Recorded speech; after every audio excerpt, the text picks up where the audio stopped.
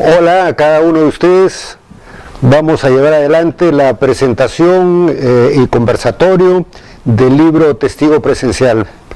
Mi agradecimiento a todos los colegas que van a presentarlo en cada una de sus ciudades. En Lima, Moisés Rejanovinsky y Javier Alvarado. En el Cusco, tenemos a Het Caituiro Valenzuela y a José Béjar Quispe. En el Cusco también tenemos en la Universidad Andina del Cusco, tenemos a Alan Salazar Mujica y Religis Dueñas. En Huancayo, José Ramón Narváez y nada menos que Edio Chávez Huanca. En Arequipa, Jordan Jauregui y Juan Carlos Valdivia Cano. En Trujillo, Jaime Mendiola Salgado y Juan Gamarra Nieto. Y en Piura, Darwin Hernández Zeta.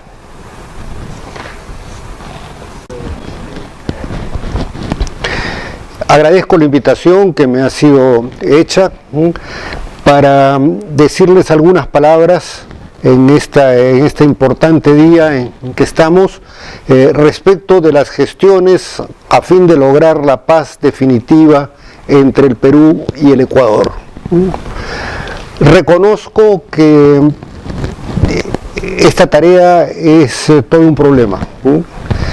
¿Cómo decir en pocas palabras algo sobre las complejas relaciones entre nuestros dos países durante estos últimos 200 años y particularmente sobre la paz y el reconocimiento de la hermandad que hemos logrado?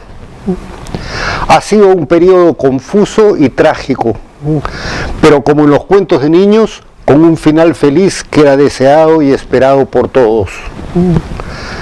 Los debates jurídicos y militares respecto de las fronteras que han ocupado muchos años han sido duros y alguna vez se han desbordado, sobrepasando el nivel jurídico diplomático para dar lugar a guerras en las que nadie ha ganado, sino que los dos países han perdido. Particularmente debería decir con pena y con vergüenza que quienes han sufrido a causa de los combates armados no han sido los turistas y diplomáticos que han discutido el tema, sino esos jóvenes reclutas de ambos países que tanto prometían para el Perú y el Ecuador y que fueron llamados a pelear entre sí y a morir por un conflicto que quizá ellos mismos no entendían. Esas personas ofrendaron generosamente su vida por su patria, motivo por el cual merecen el mayor reconocimiento de sus respectivos países. Pero yo agregaría que en una perspectiva de posguerra, ese reconocimiento y respeto debe ser recíproco, porque los soldados de ambos países cayeron defendiendo honestamente lo que pensaban que era justo desde su punto de vista. Por consiguiente, todos ellos, cualquiera que sea su nacionalidad, deben tener el respeto al Perú y al Ecuador. Felizmente, hace 20 años se llegó a la paz definitiva, lo que permitió a ambos pueblos mirarse de otra manera y comprender los lazos profundos que nos unen. Y es entonces que después de tantas aparentes diferencias seculares, ambos pueblos pudieron tomar conciencia de que mucho más era lo que los unía que lo que los separaba, aun cuando estas circunstancias profundas, mientras que permaneció el estado de enfrentamiento. Muchas veces he utilizado una frase de don José de la Ribagüero, el gran historiador peruano, para destacar una hermandad entre nuestros dos países que durante muchos años de conflicto permaneció encubierta. Ribagüero, un gran intelectual, decía que todos los países iberoamericanos somos hermanos porque tenemos el mismo padre español común, aunque nuestras madres indias sean diferentes. Pero personalmente siempre he insistido, también avanzando por el camino abierto por Ribagüero, que peruanos y ecuatorianos somos hermanos de padre y madre. En nuestro caso no solamente es común el padre español, sino también la misma madre inca. Los puntos de contacto entre la cultura peruana y la cultura ecuatoriana son múltiples. Por ejemplo, poca gente sabe que el Señor de los Milagros, una devoción profundamente peruana y limeña, cuando sale en procesión, lleva en la otra cara del anda a la Virgen de la Nube, que es patrona de Quito. Y los miles de devotos que siguen a la procesión tienen enfrente y rezan a la Virgen quiteña. Es como si el Señor de los Milagros nos hubiese querido dar una lección a peruanos y ecuatorianos, haciendo ver a la población limeña la unidad que existe entre el Ecuador y el Perú, y que durante tantos años fue subsumida por el espíritu del conflicto. Aún más, la Cancillería peruana tiene su sede en el Palacio de Torre Tagle, por lo que Torre Tagle fue durante mucho tiempo para los diplomáticos ecuatorianos la representación material del enemigo, algo totalmente alejado y opuesto a Ecuador, y cargado de una emblemática antiecuatoriana. Sin embargo, este Palacio de Torre Tagle perteneció durante la independencia, o antes de la independencia, a una familia cuyo padre murieron sus hijos y quedó solamente 3 hijas. Una de ellas se quedó con la casa porque era la mayor, y esa se casó ¿con quién?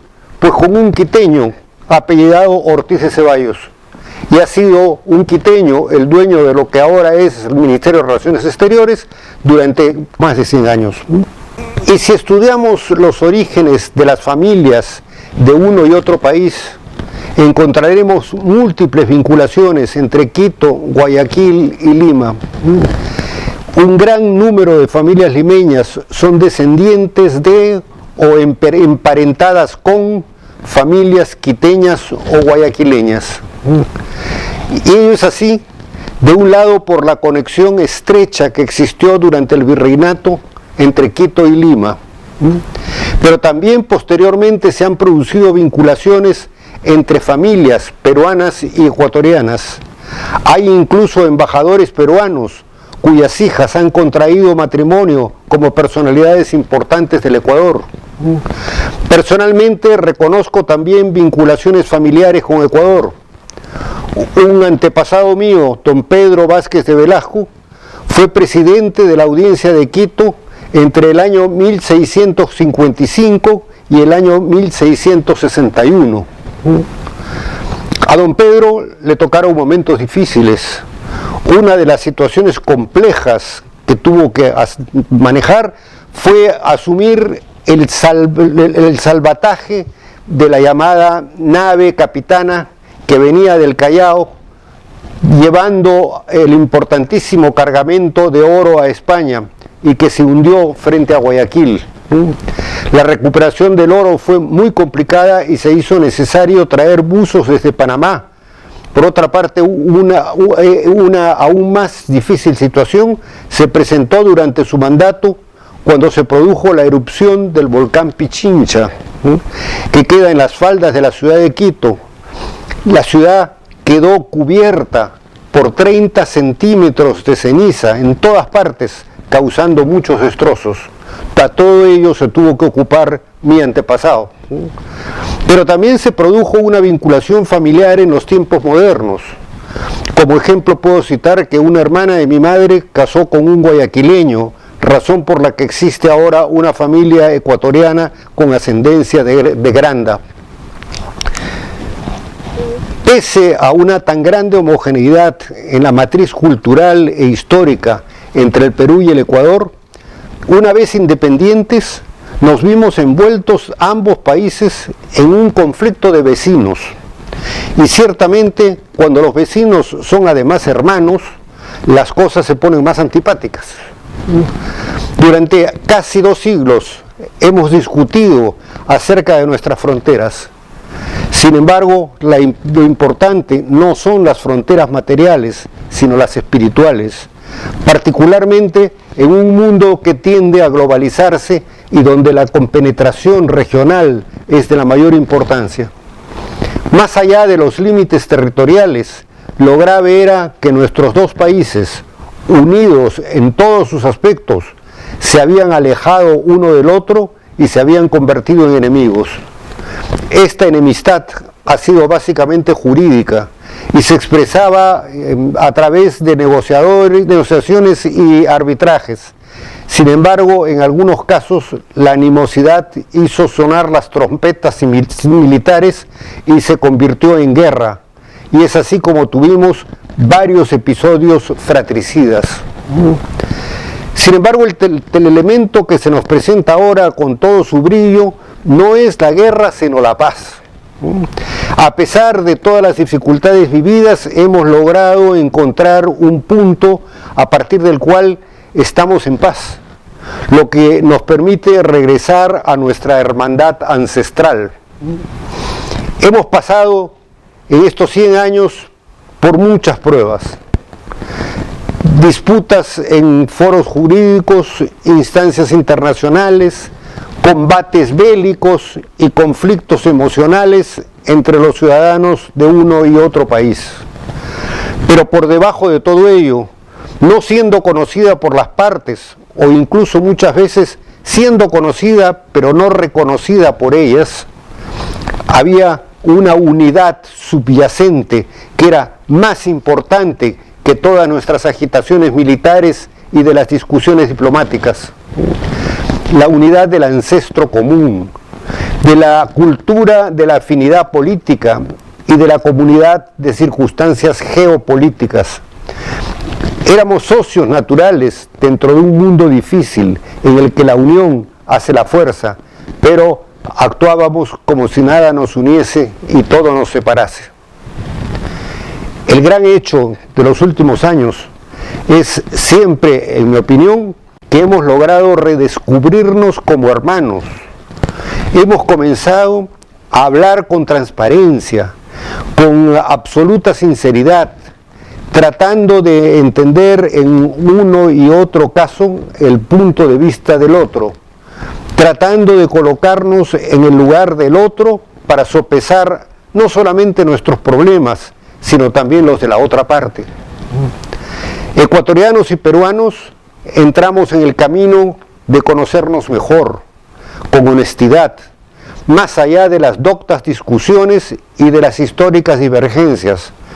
Hemos hecho los esfuerzos necesarios para sobrepasar los velos de la diplomacia con la idea de encontrarnos la raíz de nuestras respectivas culturas y con ella la solución definitiva de nuestras discrepancias, que a pesar de las vidas que han costado y de las empeñosas argumentaciones, no podían primar sobre esta unión de fondo que existe desde el origen entre nuestros pueblos. Los primeros pasos fueron dados por el doctor Francisco Tudela, ministro de Relaciones Exteriores del Perú, quien acordó con Ecuador el nombramiento en cada país de un grupo, en cada uno de los dos países, digamos, de un grupo de personas que abrieran el camino de la conversación sobre el tema. El ministro Tudela se retiró de su cargo lamentablemente, pero las conversaciones continuaron a cargo del nuevo ministro Eduardo Ferrero. Un tiempo después, dado el fallecimiento de quien presidía la delegación peruana, el nuevo ministro me invitó a asumir la presidencia de la comisión. Los intercambios de ideas entre peruanos y ecuatorianos, bastante normales porque tenían un carácter muy intenso y extendido. Pero después de grandes conversaciones entre las dos delegaciones que se prolongaron varios años, porque estas reuniones tuvieron una cantidad de presentaciones muy grande, en 1998 los grupos de peruanos y de ecuatorianos que conducíamos las negociaciones logramos abandonar los viejos prejuicios y sentarnos como amigos a buscar una solución. Personalmente, desde que asumí la presidencia de la comisión encargada de las conversaciones con Ecuador y que conocí personalmente a la delegación ecuatoriana, estuve convencido de que una solución era posible. Creo mucho en las relaciones personales y pienso que en estos casos, cuando se actúa solamente como representante de un país, entre comillas, se pierde el punto de vista humano y real de las cosas. Por eso intenté conocer lo mejor posible a la delegación ecuatoriana, hacerme amigo de estas personas que querían servir a su país como yo quería servir al mío, buscando puntos en contacto para conversar sin apasionamiento, no como abogados defensores, sino como consultores internacionales que tienen que resolver un problema pacíficamente. Debo decir que desde esta perspectiva un tanto heterodoxa para los cánones de la diplomacia, encontré un apoyo muy decidido en el presidente Alberto Fujimori. No fue desde el primer momento, porque era necesario que primero se convenciera de esta posibilidad aparentemente ilusa de suscribir la paz. Pero cuando se convenció de ello, fue sin duda un motor de las negociaciones. Quería que de todas maneras lográramos la paz. En el lado ecuatoriano, personas como Yamil Maguad, presidente de la República, Gustavo Noboa y el severo pero valiente y probo canciller José Ayala, son los que hicieron posible ese entendimiento en términos racionales, manteniéndose siempre como aguerridos y muchas veces temibles soldados de la causa ecuatoriana.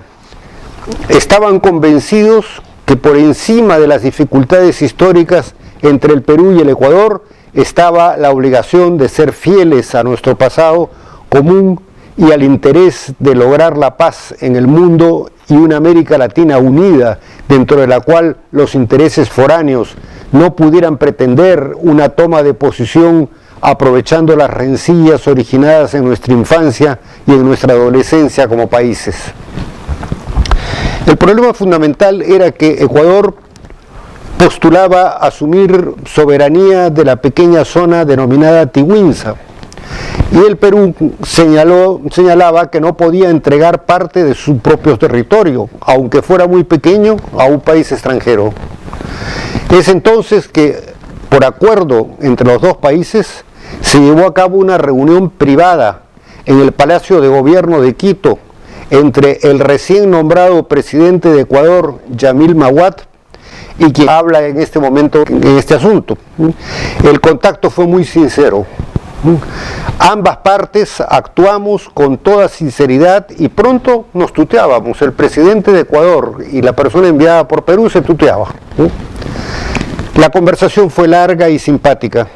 Y habíamos llegado ya al mediodía, y en el camino se habían encontrado una serie de cosas que eran cosas curiosas, que llamaban la atención. El caso, ¿no es cierto?, del Ministerio de Relaciones Exteriores fue larga y simpática.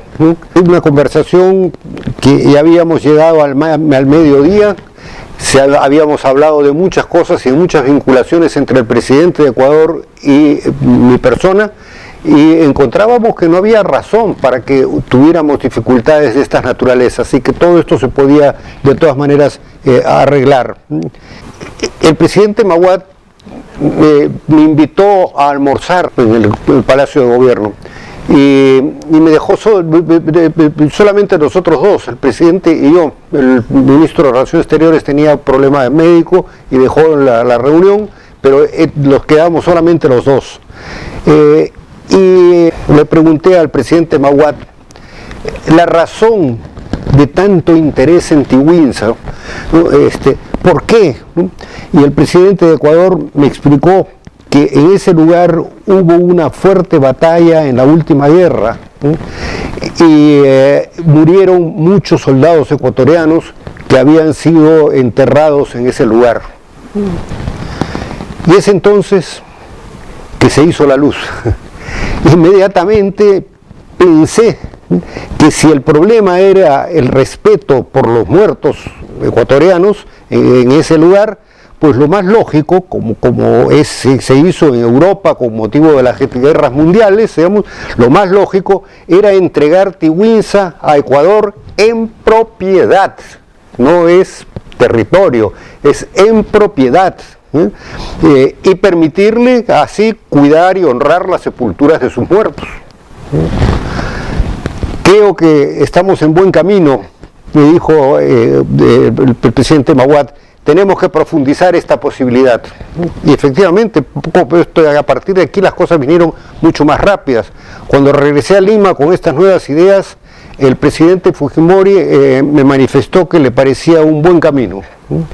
Inmediatamente se tuvieron reuniones con la Fuerza Armada, la que aceptó el planteamiento de la propiedad, o sea, de darles en propiedad y no en territorio. Eso lo aceptó la Fuerza Armada. Tiwinsa sería territorio peruano, pero de propiedad ecuatoriana, de la misma forma como lo es la propiedad de la Embajada de Ecuador en Lima. Llegó el momento en el cual ya teníamos que reunirnos en el Brasil, que en estas reuniones que estábamos viniendo cada cierto tiempo, teníamos que reunirnos en una reunión completa a fin de establecer qué cosa ya finalmente se sacaba en limpio de todo esto, ¿no? Y como ya nosotros habíamos tenido esta previa conversación antes de las cuales les he hablado, ¿no? Se planteó las cosas en esos términos y Ecuador aceptó. A Ecuador le pareció que también era una cosa interesante eso, y finalmente llegamos a un acuerdo. Entonces llegamos a un acuerdo y claro, toda la gente que estaba en el Ministerio de Relaciones Exteriores de Ecuador, en que estaban representantes del Perú, de Ecuador, los garantes que eran de Chile, Argentina y Brasil mismo, creo, un americano también, nosotros todos estaban ahí esperando, y cuando se supo que estábamos de acuerdo y que esto funcionaba y que podíamos actuar de esa manera, bueno, la gente realmente estuvo muy contenta. A la salida de ahí era una cosa impresionante, había un parque grande en el cual todo el mundo se paseaba y comentaba con los demás cómo había habido esta unión entre Perú y Ecuador. Y la gente venía y decía las cosas más curiosas. Yo de repente recibí 3 personas que venían y que me decían, usted es peruano, ¿no? Lo hemos oído. Sí, le digo, ya, por si acaso si quiere hacer negocio, y nosotros somos personas de negocios, así que nos busca porque tenemos que enlazar las cosas. Bueno, yo no pensaba hacer negocios en lo más mínimo, ¿no es cierto? Pero fue una cosa simpática, ¿no? La paz en esta forma se logró. Y tuvo consecuencias inmediatas en el aspecto económico, obviamente. La ausencia de conflicto político había disminuido al nivel de riesgo económico y facilitaba así el contacto comercial. Esto movió mucho el negocio, digamos, a la economía entre los dos países. En el año 2008, con motivo de cumplirse los 10 años del Acuerdo de Paz, escuché una magnífica conferencia del importante economista ecuatoriano Joaquín Morillo, sobre los efectos económicos derivados de la firma de los acuerdos de paz. Muy significativamente, la conferencia había sido titulada ¿Existe un dividendo de la paz? Y en su exposición el doctor Morillo explicó cómo, a pesar de que el Perú y el Ecuador fueron miembros fundadores de la comunidad andina, no habían logrado desarrollar una relación comercial fluida, y que ello en buena parte fue debido a la tensión existente entre ambos países por la controversia sobre los límites territoriales. Pasada esa tensión y establecida la confianza mutua, se puso en ejecución los documentos de la época, ¿no? Y que nos hicieron caminar y nos hicieron avanzar en un sentido que nunca se había avanzado hasta entonces. Actualmente el comercio entre el Perú y el Ecuador es sumamente beneficioso para ambos países, ¿sí? Las importaciones entre ambos países han aumentado también extraordinariamente.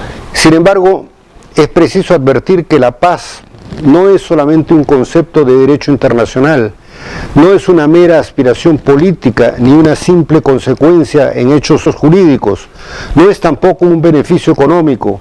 La paz es ante todo un sentimiento ligado a una razón. La paz es una actitud interior, es una convicción que nace de lo más profundo del alma. La paz tiene que estar presente no solo en nuestros tratados, sino en todos nuestros corazones. Para dar una idea de cómo se apreció esta paz en el Perú, me voy a permitir contar un hecho aparentemente trivial, aparentemente me parece a mí trivial, ¿no? Pero en el fondo muy significativo. Poco después de la firma de la paz, asistí a una corrida de toros con mi esposa.